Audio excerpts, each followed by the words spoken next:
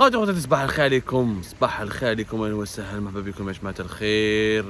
tout le monde pour celles et ceux qui vont nous regarder le soir. Bonjour pour celles et ceux qui se sont déjà réveillés, qui travaillent, qui vont nous regarder depuis leur bureau, depuis leurs locaux, depuis leur maison, depuis l'extérieur, depuis des jardins comme celui-là. Et il fait un peu triste, donc j'ai pas beaucoup de choses à vous montrer. Mais je pense que le climat est à l'image de ce que je vais vous raconter dans cette émission.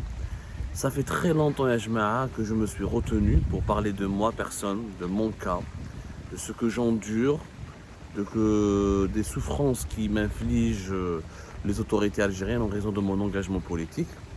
Et j'ai décidé de faire cette émission. Azoul Fellaoun d'abord, je pense que j'ai oublié Azoul Fellaoun. Donc, comme je suis moi-même berbère et d'origine kabyle, ce serait une grande trahison de l'oublier. Hier, vous avez été très nombreuses et nombreux à réagir à l'émission que nous avions consacrée à Rachid Nekez et aux explications que nous avions fournies concernant le chantage dont elle avait fait l'objet pour le contraindre à se retirer de la vie politique et à adresser une lettre à Abdelmajid Tebboune afin d'annoncer son retrait de la vie politique, espérant à travers ce geste désespéré, voilà, qu'il pourrait enfin être libéré, remis en liberté pour qu'il puisse se consacrer uniquement à sa santé et qu'il puisse retrouver sa famille, son enfant, qu'il ne les a pas vus depuis plus de 3 ans. Et Rachid Nekez, à la Bakoum, qui n'a plusieurs fois, il est menacé de mort, au sein même de la prison, et dans des conditions de détention terribles, avec un état de santé qui se détériore très dangereusement, et une déficiente, pour ne pas dire une absence totale d'une prise en charge médicale. Ses jours sont en danger. Le militantisme est très dur en Algérie. L'engagement politique contre le pouvoir actuel, l'opposition, l'engagement tout court, même quand il n'est pas politique, il est journalistique. Comme le mien, le nôtre à Algérie Part, c'est un engagement journalistique. Je ne suis pas un opposant, je n'ai pas de parti politique, je ne dirige pas de parti politique, je n'ai pas envie d'avoir un parti politique, je ne suis pas en train de faire de la politique, je fais d'abord du journalisme et de l'information. Beaucoup d'entre vous croient, en tout cas naïvement, que là je suis en France, à l'aise, tranquille, et les gens croient que je mange des cookies Saint-Jacques, ou là du foie gras, ou là, du caviar. Derrière ma caméra, je suis en train de me savourer de ma coulée douce pour parler de l'Algérie. Les gens ne savent pas quel est le prix que je paye. Le prix que je paye personnellement pour cet engagement et pour toutes les émissions que je fais chaque jour et pour tous les articles que je fais chaque jour. Et les gens ne savent pas, franchement ne savent pas, ils ne savent absolument rien parce que je ne dis rien. Parce que j'ai fait le choix de jour de privilégier l'intérêt général et d'effacer ma personne. Et de faire passer mes problèmes personnels au second plan, là au second rang, parce que ce qui compte, d'ailleurs pour vous, pour toutes les Algériennes et les Algériens, pour l'Algérie, c'est l'intérêt général de notre pays, c'est les problèmes de notre société, de notre pays, c'est comment aller vers le meilleur pour notre pays. Donc, quand on est engagé dans le journalisme comme dans la politique, on sacrifie sa personne, on oublie sa famille, on relègue, comme je vous disais au début, au second plan, c'est son ego, ses problèmes personnels. Je comprends Rachid Nekez, pourquoi ? Parce que je suis moi-même victime d'un chantage qui dure depuis 4 ans. Abdou Semmar, votre serviteur, simple journaliste, condamné à mort depuis le 17 octobre 2022 pour des articles de presse qui dénoncent la corruption et la mauvaise gestion de la compagnie nationale des hydrocarbures Sonatrach. Je vis un chantage chaque soir et chaque jour. Le régime algérien me fait un chantage depuis 4 ans. Je n'ai pas vu mes 2 enfants qui sont bloqués en Algérie depuis 4 ans. Depuis 2019, je n'ai pas vu, depuis 3 ans on va dire, pas 4 ans, 3 ans même. C'est la 4e. En 2023, je vais entamer peut-être la 4e année. 3 ans que je n'ai pas vu mes enfants. J'ai un garçon de 7 ans et une fille de 11 ans qui ont été interdits de quitter le territoire national. Ils ont été refoulés à l'aéroport international d'Alger ils ont été empêchés de rejoindre leur père parce que leur père Abdou Semmar est opposant et considéré comme opposant alors que je suis qu'un journaliste d'investigation, qu'un journaliste indépendant qui rapporte des informations et qui a gagné tous ses procès en diffamation ici en France et qui a encore des procès en diffamation en France et qui est en train de les gérer, et je pense que nous allons les gagner parce que dans tout ce que nous faisons, il y a une base factuelle, il y a une bonne foi, il y a des documents, il y a des informations que nous avons, que nous pouvons prouver, il y a une offre de preuves. 2 enfants pris en otage par des autorités, par un régime qui dispose d'une armée, de plusieurs institutions, de plusieurs services de sécurité, un régime qui prend en otage 2 enfants de 7 et 11 ans parce que leur père refuse de céder au chantage, il refuse de se taire, refuse de fermer Algérie part, il refuse de faire de la chita, c'est de caresser dans le sens du poil Abdelmajid Tebboune, Saïd Chengriha et leur entourage. Jamais j'ai voulu vous parler de cette personne, de ce problème. Certains d'entre vous le connaissent parce que les informations avaient fuité sur les réseaux sociaux avec une version des faits qui est totalement fausse. Moi, j'étais marié dans une vie antérieure en Algérie. Je suis séparé de la mère de mes enfants, dans les règles de l'art, avec un acte de divorce, etc. Et elle n'y est absolument pour rien, je dis bien, elle n'y est absolument pour rien dans mon engagement.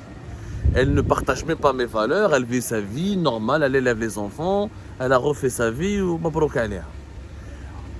Ma famille a été harcelée, attaquée. Des comptes bancaires de la mère de mes enfants ont été bloqués, gelés, sans aucune raison valable. Alors qu'elle n'a absolument aucun lien, ni de près, ni de loin, avec le travail que je fais de journaliste. Quand elle a voulu prendre les enfants, elle est à l'aéroport. Dans le cadre d'une, comme je suis réfugié politique, la Convention de Genève, qui protège les droits des exilés et des réfugiés politiques, me donne le droit et oblige les autorités françaises à donner les papiers à mes enfants mineurs pour qu'ils puissent revoir leur père.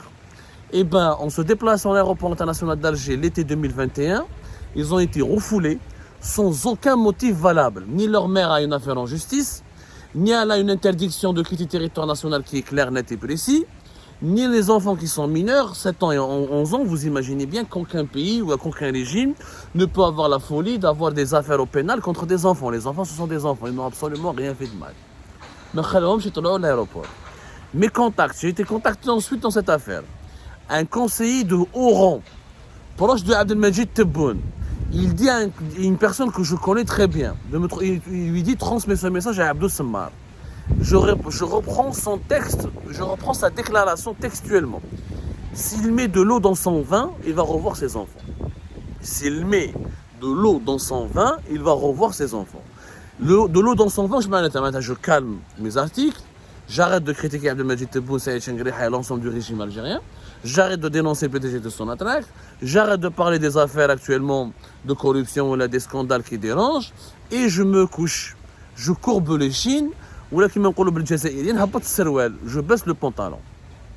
Un chantage caractérisé qui dure depuis 3 ans. 2 enfants innocents qui ne connaissent rien à la politique. Ma fille et mon fils ne connaissent absolument rien à la politique, n'ont absolument rien à voir avec l'Algérie Part, ni avec leur travail de leur père, etc. Leur père n'est pas criminel, parce que Interpol a refusé tous les mandats d'arrêt internationaux à mon encontre. Je suis réfugié politique reconnu par la Convention de Genève. J'ai été persécuté pour mes opinions politiques et mon travail de journaliste. Mes 2 enfants ont fait quoi? ولادي انا واش داروا؟ علاش؟ عندك مشكل مع الراجل علاش تدنا للدراري؟ Ce chantage dure depuis plus de 3 ans. Et à chaque fois que j'initie des contacts avec les représentants du régime algérien, tu scoutes, il n'y a pas de problème. Tu revois tes enfants. Tu continues de parler, tu continues de militer. Pour eux, le journalisme, c'est du militantisme. Ils ne comprennent pas qu'un journaliste a le droit de critiquer, a le droit de rapporter une information, même si elle est en défaveur du régime et de ses hauts responsables. Tu continues de faire ton travail, tu ne reverras plus tes enfants. Quelle est la différence entre moi et Rachid Nekez? Aucune. Rachid Nekez, moi je suis dans une prison à ciel ouvert. Est-ce que quelqu'un peut se mettre à la place d'un père qui est privé de ses 2 enfants, qui grandissent chaque jour sans leur père, que je ne peux voir qu'en vidéo, que je ne peux plus embrasser, que je ne peux plus câliner, que je ne peux plus caresser, que je ne peux plus serrer dans mes bras, juste parce que je suis un journaliste qui refuse de se taire, qui refuse de taire la vérité, qui continue à entretenir un média, à gérer un média indépendant, et qui gagne ses procès, et qui rapporte des faits et dont l'actualité lui donne à plusieurs reprises, pour ne pas dire à chaque fois, raison. Qui se met à ma place? Personne. Personne. Les gens croient que le militant, que notre engagement, on gagne de l'argent. Quel argent on gagne? Il Yana, je n'ai même pas mes enfants. Je n'ai pas vu ma mère et mon père depuis 3 ans et quelques, peut-être 4 ans. Chaque Ramadan, chaque Eid, ma mère, imagine qu'un jour je vais frapper à sa porte pour revoir son fils, qui est condamné à mort parce qu'il est journaliste. Alors que des égorgeurs, des pédophiles, des criminels ont été graciés et bénéficient d'une liberté totale en Algérie. Ce chantage qui est pratiqué par le régime algérien, il est digne de quoi? Quelle est la différence? Il est digne des régimes des régimes colonialistes. Quelle est la différence entre le colonisateur français à l'époque et le régime algérien d'aujourd'hui? Le colonisateur s'en prenait aux familles des Moudjahidines, s'en prenait aux familles des militants du FLN, des militants de l'indépendance nationale. Il pratiquait, il violait les femmes, il tuait les enfants, il emprisonnait les familles. Il n'y a aucune différence. Ben Abdelmajid Tebboune ou Saïd Chengriha ou Bujoux ou les responsables de l'armée française à l'époque du colonialisme, il n'y a aucune différence, c'est les mêmes pratiques. Bien sûr, ils ont condamné leur père à mort. Ils ont privé une famille de leur père parce que leur père écrit des articles. Dans la culture algérienne, on dit que le rajel est d'armes à rajel. Moi, je critique, j'ai dénoncé Oulid Tebboune, Khaled Tebboune, mais il est adulte, il est majeur et vacciné, et je ne l'ai pas diffamé. J'ai rapporté des preuves, des détails, des faits, et j'ai demandé l'ouverture d'une enquête. Est-ce qu'un jour, Algérie part où Abdou Semma s'est attaqué aux enfants mineurs d'un général? Est-ce qu'un jour, contrairement à d'autres activistes, entre guillemets, exilés à l'étranger, qui mélangent l'information et l'injure, Abdou Semma ou l'Algérie part, ont attenté à la vie privée de quelqu'un? Est-ce qu'un jour, on s'est trompé et on n'a pas reconnu? Ou عندك un problème معايا ضرب معايا أنا ياك انت راجل وانا راجل. Et dans la culture algérienne, avec Saïd Chengriha, il dit que tu es راجل. ياك Saïd Chengriha ضرب معايا أنايا. Est-ce que tu aurais aimé que je prenne en otage tes enfants? Est-ce que Saïd Chengriha supporterait que son fils qui travaille à l'ambassade d'Algérie, on le prenne en otage? Mais si je chauffe. Il y a des problèmes avec Saïd Chengriha. ضرب مع Saïd Chengriha. Il y a des problèmes avec Tebboune. ضرب مع Tebboune. C'est ça ce qu'on appelle être homme avec H majuscule. Mais faire du chantage, prendre les familles des gens en otage, qui m'a cherché de nekez ou un chantage, tu ne reverras pas ton fils, tu ne reverras plus ta femme, tu resteras en prison tant que tu ne te retires pas de la vie politique. Si ce n'est pas de la lâcheté, c'est quoi? Il y a que toi une armée, avec un budget de plusieurs milliards de dollars, avec plus de 250 000 policiers, avec plus de 200 000 gendarmes. Pourquoi tu as peur d'un homme? Pourquoi tu as peur d'un journaliste qui a juste un téléphone et un micro-ordinateur? Pourquoi tu as peur d'un opposant qui a juste une page Facebook et quelques militants avec lui? Si vous êtes si puissant que cela, pourquoi vous avez peur? En Algérie, toute la famille Semmar, toute personne qui porte mon nom de famille est emmerdée, harcelée. À l'aéroport, dans tous les aéroports algériens, dès que quelqu'un porte le nom de Semmar, même s'il s'écrit avec M, un seul M, il y a des Semmar en Algérie qui s'écrivent avec M. Parce qu'il y a des Semmar d'origine turque, il y a des Semmar d'origine kabyle, il y a des Semmar dans toutes les villages du pays. Il y a comment on fait l'aéroport. Est-ce que tu es le frère de Abdou Semmar? Est-ce que tu es le cousin de Abdou Semmar?